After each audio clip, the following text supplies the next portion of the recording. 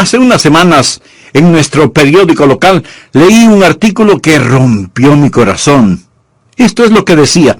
Es un artículo acerca de una iglesia y el título de la historia era Iglesia sensible a los homosexuales deja de patrocinar a clubes exploradores.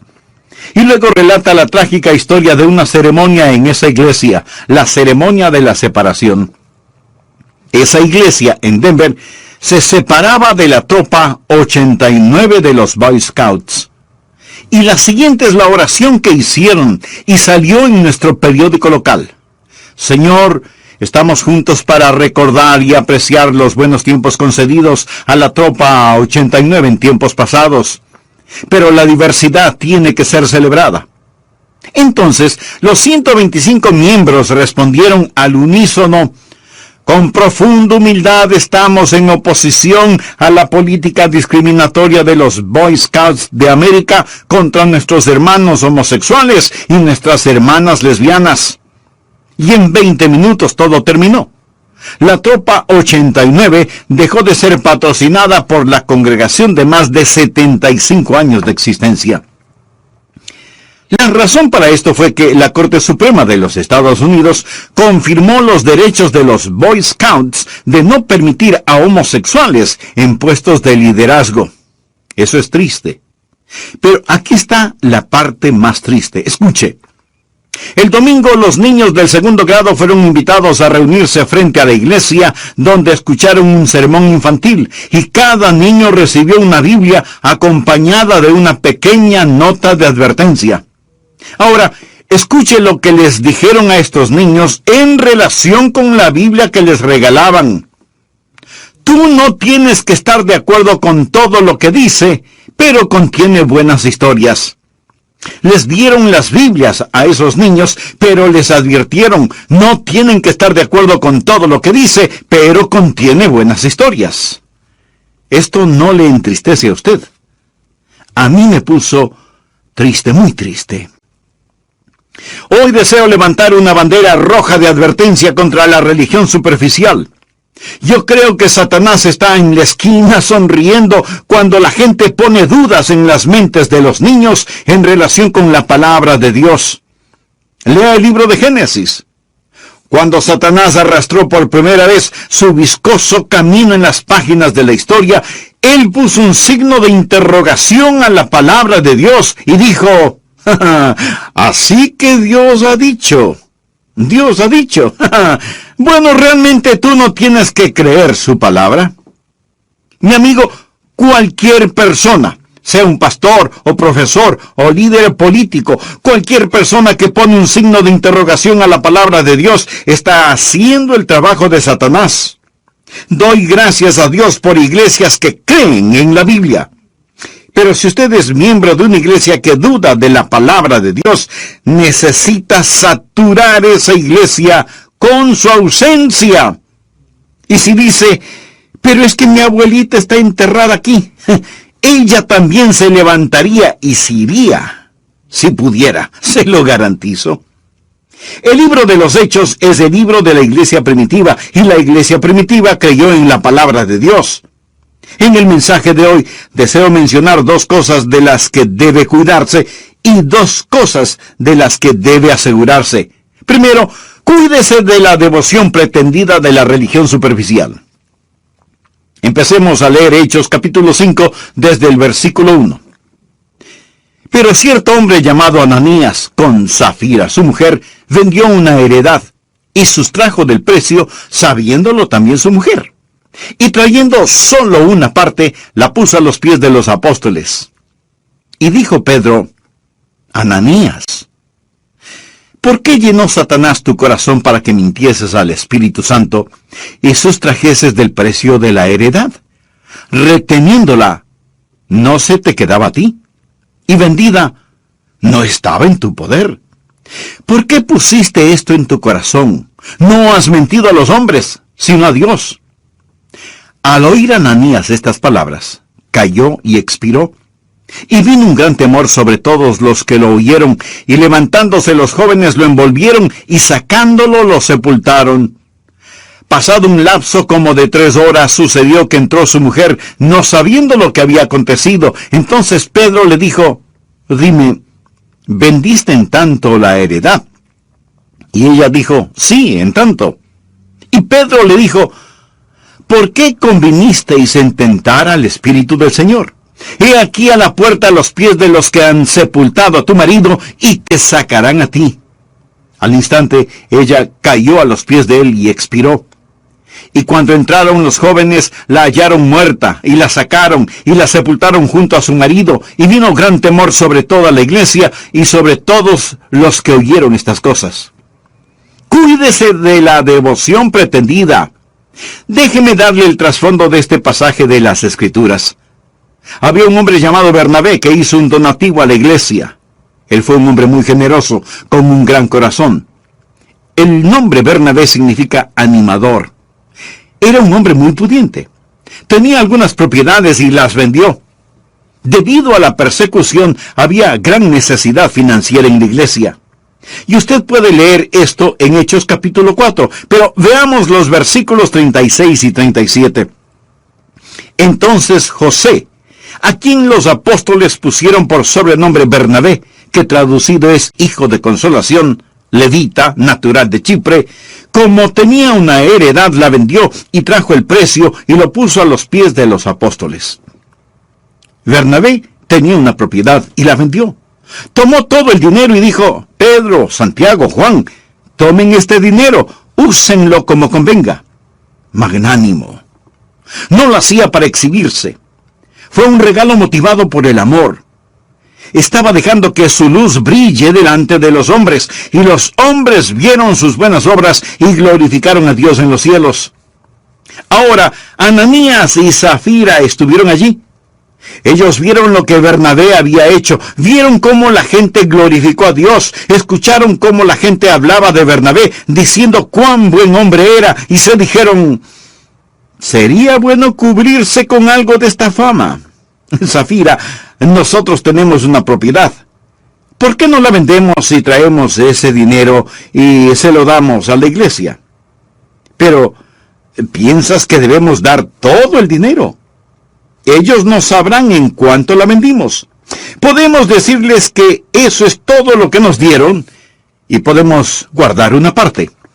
Pero seremos felicitados como si lo hubiéramos dado todo. Nadie sabrá en cuánto vendimos la propiedad y le diremos a Pedro, este es el dinero de la venta de nuestra propiedad. Todo está aquí y todo lo estamos dando al Señor. Bueno, eso era una mentira, una devoción pretendida. Fue una devoción que ellos no tenían. Ahora, ¿por qué lo hicieron? ¿Qué está detrás de toda religión hipócrita y superficial? El orgullo. Ellos querían ser alabados, querían ser mimados, querían ser adulados, querían ser admirados. El orgullo hace eso. La Biblia dice, ¿por qué llenó Satanás tu corazón para que mintieses al Espíritu Santo? La principal herramienta de Satanás es el orgullo. Escúcheme atentamente. El orgullo es una cosa peligrosa. La raíz de su pecado fue el orgullo. El fruto de su pecado fue hipocresía. Quiero mencionar 2 porciones bíblicas, anótelas al margen. Primera de Pedro 5:5 dice, igualmente jóvenes, estad sujetos a los ancianos, y todos sumisos unos a otros, revestidos de humildad, porque Dios resiste a los soberbios y da gracia a los humildes. ¿Qué es gracia? Gracia es el deseo y la habilidad de hacer la voluntad de Dios. Eso es gracia, el deseo y la habilidad de hacer la voluntad de Dios. Ahora, cuando un hombre está lleno de orgullo, ¿sabe lo que le sucede? Él no recibe la gracia de Dios porque Dios da gracia al humilde. Cuando un hombre está lleno de orgullo, la gracia es retirada y Dios pone una barricada contra ese hombre. Dios resiste al orgulloso. Eso ya es suficientemente malo. Pero veamos ahora el versículo 8. Sed sobrios y velad, porque vuestro adversario, el diablo, como león rugiente, anda alrededor buscando a quien devorar.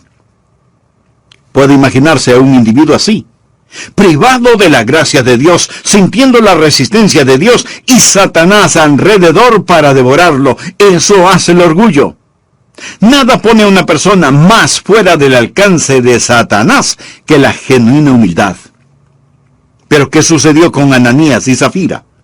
¿Cómo pudo Satanás llenar sus corazones para que mientan al Espíritu Santo? Orgullo. La raíz de su pecado fue orgullo. El fruto de su pecado fue hipocresía. Querían el crédito por darlo todo. Fingieron una devoción que no tenían.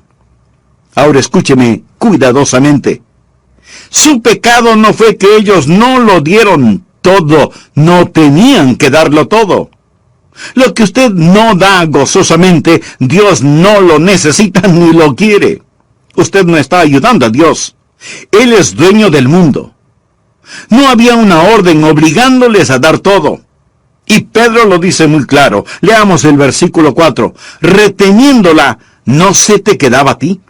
Y vendida, no estaba en tu poder. O sea, podías haber hecho lo que hubieras querido. No tenías que darlo todo. Entonces, ¿cuál fue el problema?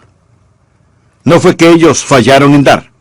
Su problema fue la devoción pretendida que no tenían. Pregunto, cuando usted asiste a una iglesia, ¿pretende una devoción al Señor Jesucristo sin tenerla? Dios no ordenó que ellos lo dieran todo. Le digo a nuestra gente, cuando tenemos nuestra ofrenda de amor anual, lo que usted no da libremente, Dios ni lo necesita ni lo quiere. Lo repito, lo que usted no da libremente, Dios ni lo necesita ni lo quiere. Usted no está ayudando a Dios. Dios es el dueño de todo. Dios no va a extorsionarle. Pedro lo dijo.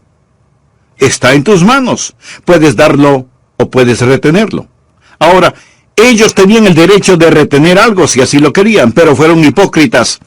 Y las palabras más severas de Jesús fueron contra los hipócritas. Me pregunto acerca de todos nosotros este momento. Yo mismo me hice una sincera pregunta al preparar este mensaje. Adrián, finges una devoción que no tienes a Jesucristo. Y he arreglado ese asunto en mi corazón. Cantamos el himno, todo a Jesús yo lo rindo, todo lo entrego a Él. Lo cantamos, pero es verdad. También cantamos, toma mi plata y mi oro, yo ya nada retendré. Y sin embargo, nos aferramos al oro y a la plata y a las cosas materiales con todas nuestras fuerzas. Creo que hay muchos modernos Ananías y Zafiras en las iglesias. Segundo, cuídese de la decepción premeditada de la religión superficial. La palabra clave es premeditada. Ahora, nosotros algunas veces decimos cosas que no debíamos haber dicho. Algunas veces hemos hablado de devociones que no tenemos. Algunas veces hemos dicho mentiras y más tarde lo confesamos. Ni pensamos acerca de eso, lo hicimos sin pensar. Por ejemplo, alguien nos llama a la medianoche o tal vez muy temprano, a las 5:30 de la mañana, y nos pregunta, ¿te desperté? Oh, no. Mentiroso. Quiero decir, usted no pensó sobre eso, simplemente dijo, no me despertaste. Esa no es una mentira premeditada. No digo que sea algo bueno, pero quiero que usted sepa de lo que estamos hablando. Estamos hablando acerca de decepción premeditada. Leamos nuevamente el versículo 4. Reteniéndola, no se te quedaba a ti, y vendida, no estaba en tu poder. ¿Por qué pusiste esto en tu corazón? No has mentido a los hombres, sino a Dios. Había mentido al Espíritu Santo. Esta no fue una mentira casual. Satanás puso la mentira en su corazón, pero ellos hicieron el espacio para esa mentira. Satanás les dijo, Ananías, Zafira, digan que están dando todo. Satanás puso eso en su corazón. ¿Sabía usted que cada mentira tiene su origen en Satanás? Cada mentira se origina en Satanás. ¿Ha mentido usted alguna vez? Eso es satánico. Anote el siguiente versículo, Juan 8:44. Jesús hablaba con los fariseos que tenían una religión superficial y les dijo, Vosotros sois de vuestro padre el diablo, y los deseos de vuestro padre queréis hacer. Él ha sido homicida desde el principio, y no ha permanecido en la verdad, porque no hay verdad en él. Cuando habla mentira, de suyo habla, porque es mentiroso y padre de mentira. Él es el engendrador de toda mentira. Satanás es un mentiroso y es el padre de las mentiras. Cada vez que usted dice una mentira, está actuando como el diablo. La prueba, Juan 8:44, porque es mentiroso y padre de mentira. Ahora lo que está haciendo el Espíritu Santo es revelar la seriedad de esta decepción premeditada. Y dijo Pedro: Ananías, ¿por qué llenó Satanás tu corazón para que mintieses al Espíritu Santo? Permítame decirle algo. Es muy serio el decir una mentira. Es aún más serio el decirle una mentira a un juez. Y es aún mucho más serio el mentirle a Dios. Si usted va a decir una mentira, no le mienta a Dios. Verá, no solo es serio cuando miente al Espíritu Santo, sino que además es una necedad. Es evidente que el Espíritu Santo estuvo allí cuando se desarrollaba el complot. El Espíritu Santo estuvo allí cuando se vendió la propiedad. El Espíritu Santo estuvo allí cuando se contaba el dinero. El Espíritu Santo estuvo presente cuando se dio en regalo. Él lo vio todo y ahora ellos están mintiendo al Espíritu Santo. Y no solo que el Espíritu Santo lo vio, sino que fue una conspiración, fue premeditado. Más tarde Pedro le pregunta a Zafira: dime, ¿vendiste en tanto la heredad? Y ella dijo: sí, en tanto. Escuche, esto fue un engaño directo a Dios, un desafío directo al Espíritu Santo. Esa es la razón por la que Pedro dijo: no has mentido a los hombres, sino a Dios. Le aconsejo que usted no trate de hacerlo. ¿Por qué llenó Satanás tu corazón para que mintieses al Espíritu Santo? Usted no le puede mentir al Espíritu Santo. Decepción premeditada. No le aconsejaría que trate de hacerlo. Devoción pretendida, decepción premeditada. ¿Está usted en esos términos con Dios? Amigo, eso no es bueno ni conveniente para su salud espiritual. ¿Desea tener una relación clara y transparente con Él?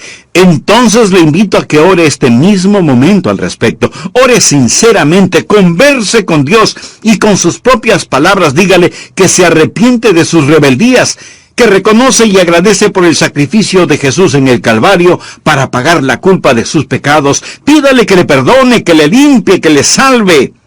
Y pídale al Señor Jesús que venga a morar en su vida por medio del Espíritu Santo, que le dé la fortaleza necesaria para vivir sin avergonzarse de Él, y que use su vida de acuerdo a su divino. Y dije que, en primer lugar, hay que cuidarse de la devoción pretendida, de la religión superficial, y en segundo lugar, hay que cuidarse de la decepción premeditada de la religión superficial. Veamos el tercer punto. Hay dos cosas de las cuales debemos tener cuidado y hay dos cosas de las cuales debemos estar seguros. Tercero, asegúrese de la detección penetrante de la religión superficial. Dios, el Espíritu Santo, le dijo a Pedro que Ananías y Zafira estaban mintiendo. Ahora Pedro era diferente a nosotros. Pedro fue un apóstol. Y Dios le habló a Pedro y Pedro declaró las palabras de Dios. Y la palabra de Dios estaba en la boca de los apóstoles. Usted sabe lo que la Biblia dice en Hebreos 4:12, porque la palabra de Dios es viva y eficaz y más cortante que toda espada de dos filos, y penetra hasta partir el alma y el espíritu, penetrante, y discierne los pensamientos y las intenciones del corazón. Hay un poder penetrante en la palabra de Dios. Me pregunto en este momento, si mi corazón fuera exhibido, si usted podría ver mi corazón espiritual en una enorme pantalla, usted diría: ahí está el corazón del pastor Rogers. Ahí está cada secreto de su corazón. Hay cosas sobre las que nadie sabe, pero ahora están allí. Quisiera yo que usted viera mi corazón en la pantalla. Quisiera usted que su corazón esté ahí para que todos lo vean, sin secretos. La Biblia dice que uno de estos días nuestros corazones estarán en exhibición. No habrá nada escondido que no sea revelado. Todo lo hablado en secreto será proclamado públicamente. Uno de estos días, todas esas cosas serán dadas a conocer. Pablo dice que cuando el Señor venga, aclarará también lo oculto de las tinieblas y manifestará las intenciones de los corazones. Tal vez hay cosas en su corazón que usted ni siquiera sabe que están allí. Mi esposa y yo fuimos a Moscú, en Rusia. Yo tenía la misión de predicar. Prediqué en la Plaza Roja durante la Semana Santa, poco después de que el comunismo implosionó y la cortina de hierro desapareció. Las cosas eran extrañas en Moscú en esos días. Y en Moscú prediqué, al aire libre en la Plaza Roja. Prediqué en cadena nacional de televisión. Luego pensé, bien, tengo que llevar un recuerdo de Moscú. Vi a un pequeño muchachito que tenía un pedazo de cartón y en ese cartón exhibía algunas medallas de guerra. Vi una que parecía de plata y estaño. Tenía una piedra roja como rubí. No podía leer lo que decía en ruso, pero pensé, me gustaría tenerla. Y dije, hijo, ¿me venderías esa medalla? Él dijo que sí. Le di unos $. Tomé la medalla y dije, este es realmente un recuerdo muy interesante, una medalla rusa de guerra. La puse en mi maletín. Mi esposa y yo estábamos pasando aduanas y un oficial nos preguntó, ¿tienen algo de esto? ¿O de esto otro? ¿O de lo otro? Nuestra respuesta siempre fue no, no, no. Él dijo, muy bien, señor, ¿pudiera abrir su maletín? Claro que sí, por supuesto. Ese hombre con mano hábil llegó hasta el sitio del maletín donde había puesto la medalla, la sacó y me preguntó, ¿y qué es esto? Yo le dije, oh, es una simple medalla, algo que compré en la calle. Y él me dijo, ¿está usted tratando de sacar algo de nuestra historia, fuera del país? Yo pensé que solo era un recuerdo. Me dijo, párese aquí. Otros 2 uniformados vinieron, examinaron la medalla, tuvieron una conferencia. Uno de ellos me dijo, venga conmigo.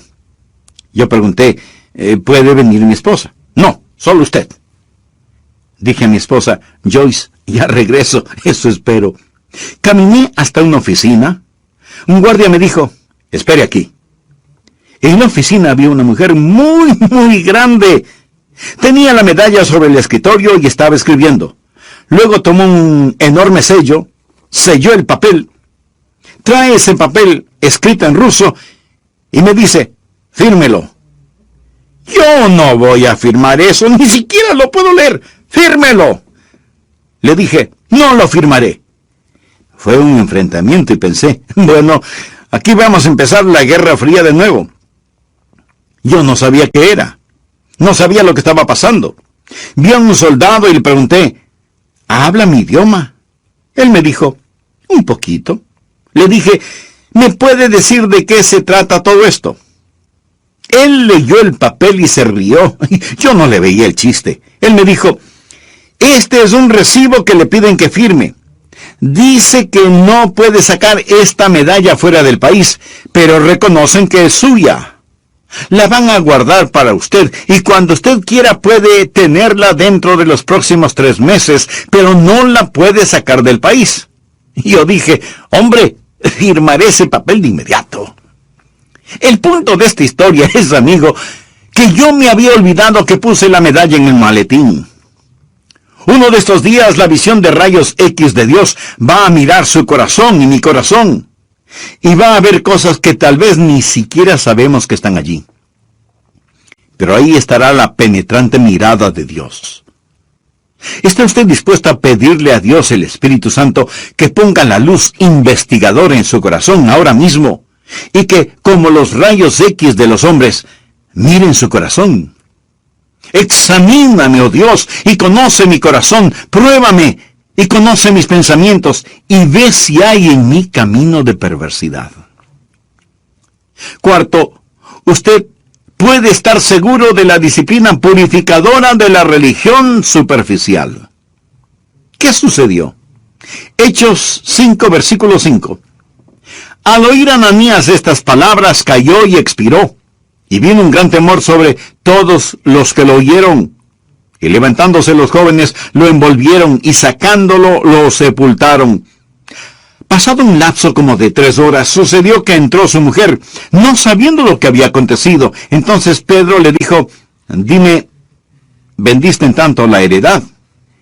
Y ella dijo, sí, en tanto. Y Pedro le dijo, ¿por qué convinisteis en tentar al Espíritu del Señor? Verá, esto fue una conspiración. Esto no fue algo del momento. Aquí, tentar significa probar el Espíritu de Dios. Fue un desafío a Dios. Se pusieron de acuerdo, conspiraron para tentar al Espíritu del Señor. He aquí a la puerta los pies de los que han sepultado a tu marido, y te sacarán a ti. Al instante, ella cayó a los pies de él y expiró. Y cuando entraron los jóvenes, la hallaron muerta, y la sacaron y la sepultaron junto a su marido, y vino gran temor sobre toda la iglesia, y sobre todos los que oyeron estas cosas. Quiero decir 2 cosas acerca de esta disciplina, de este juzgamiento. Primero, fue un juzgamiento severo. Ambos murieron. Pregunta, ¿fueron salvos Ananías y Zafira? Yo creo que sí. ¿Juzgará Dios a sus hijos? Por supuesto. Yo creo que veré a Ananías y a Zafira en el cielo.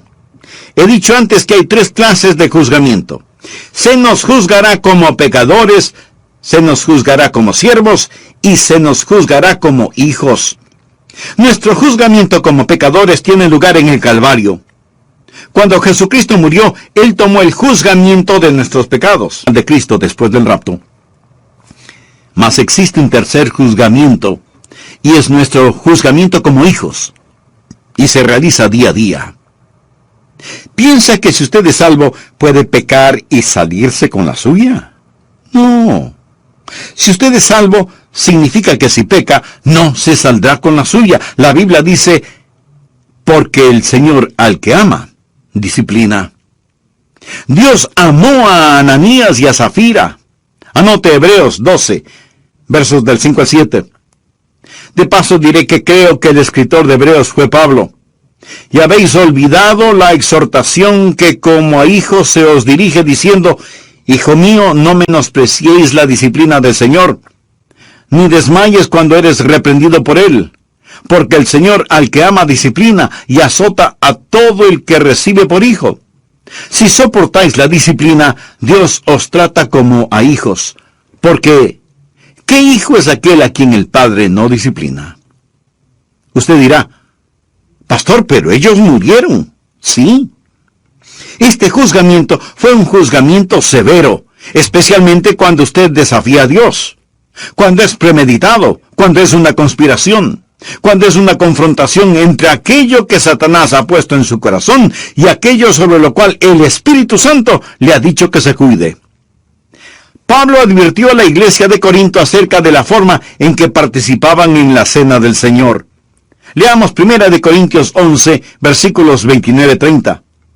Porque el que come y bebe indignamente, sin discernir el cuerpo del Señor, juicio come y bebe para sí. Aquí juicio significa juzgamiento, por lo cual hay muchos enfermos y debilitados entre vosotros, y muchos duermen.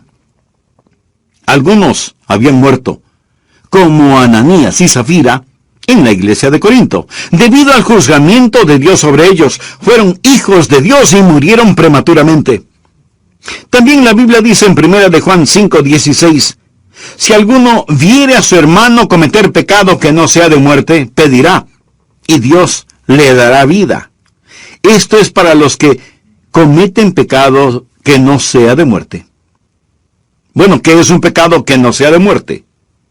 Es el no premeditado, que no tienta a Dios, que no desafía a Dios. Y luego el apóstol dice, hay pecado de muerte por el cual yo no digo que se pida. Hay veces que como hijos de Dios, usted puede desafiar en tal forma a Dios que es como firmar su propia sentencia de muerte. Eso no significa que no irá al cielo, significa que irá más pronto de lo que debía. Sí, fue un juzgamiento muy severo. Y he visto esto en mis años de ministerio. Creo que he visto a gente que ha desafiado a Dios viviendo en forma hipócrita, superficial, pero con un nombre escrito en el libro de la vida del Cordero. Han ido al cielo antes de tiempo, como Ananías y Zafira. Como Moisés. Cuando Moisés murió tenía fortaleza, su vista no se había nublado, ni había perdido su fuerza. Moisés murió prematuramente porque desafió a Dios. Escuche, no solo fue un juzgamiento severo, pero también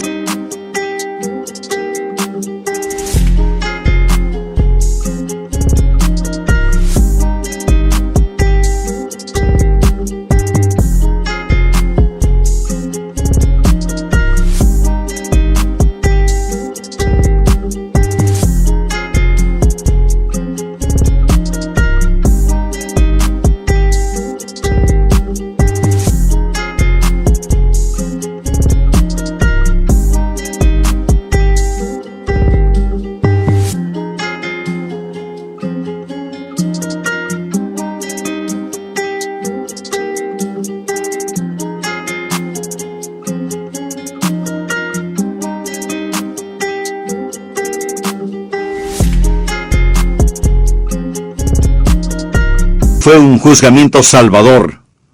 Usted puede decir, Dios es cruel, es vengativo.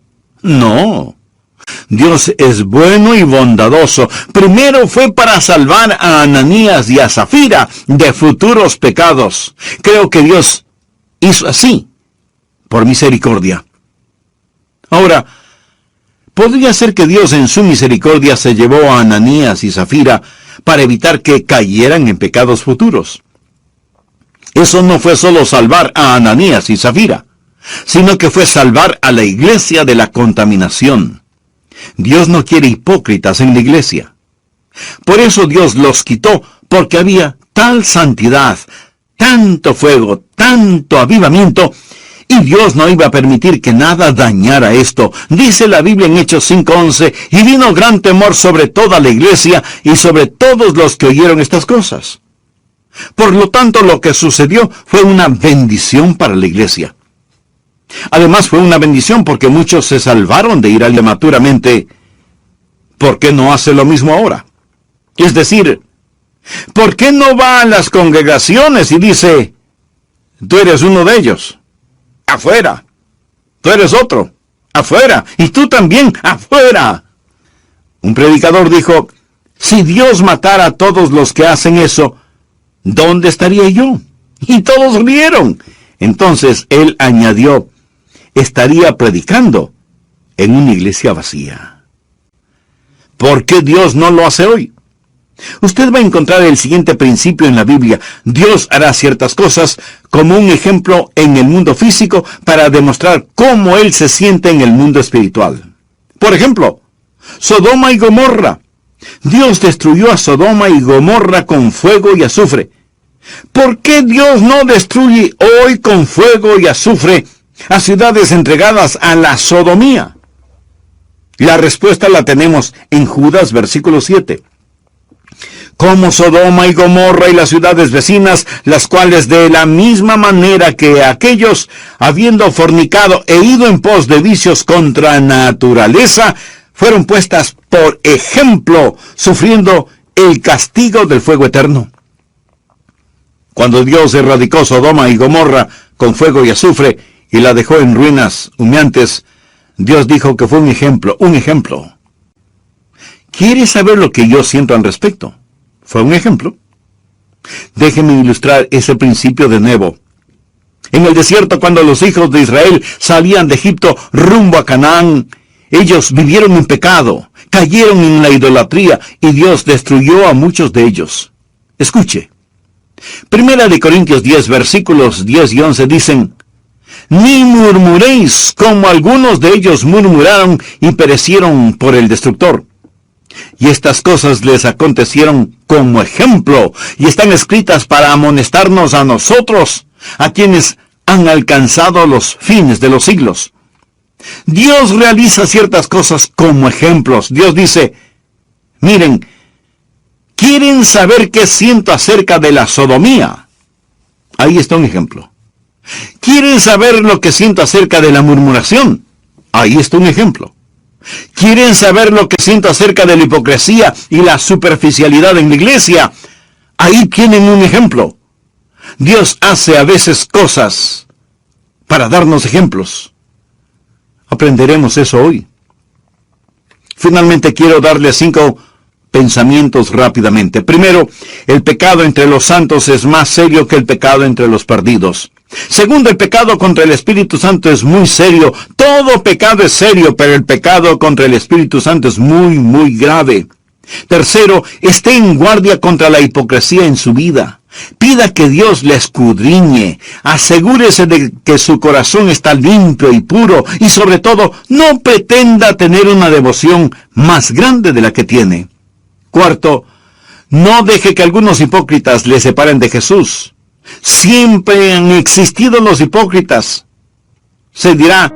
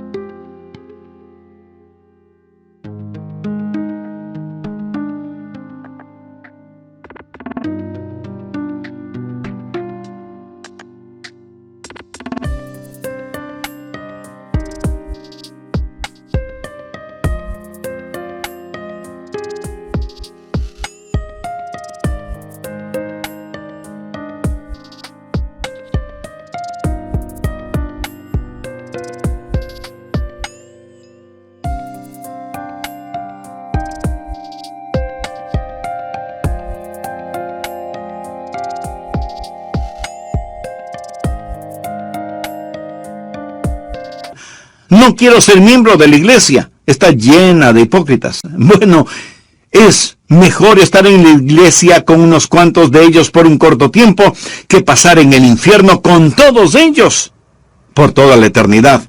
Y quinto, una iglesia llena del Espíritu Santo, una iglesia que tiene la palabra de Dios, una iglesia que vive limpia, pura, justa y santamente, no puede ser detenida por la hipocresía ni la superficialidad por parte de algunos. ¿Quiere saber cuán fuerte es su iglesia? Vea lo que se requiere detenerla. Todo el infierno no podrá detener esta clase de iglesia y su continuo crecimiento. Ahora, ¿cuál es la lección? La lección es esta. Ame a Jesús con todo su corazón. Si usted es débil, diga, Señor, ayúdame. Si usted no puede dar todo al Señor Jesús,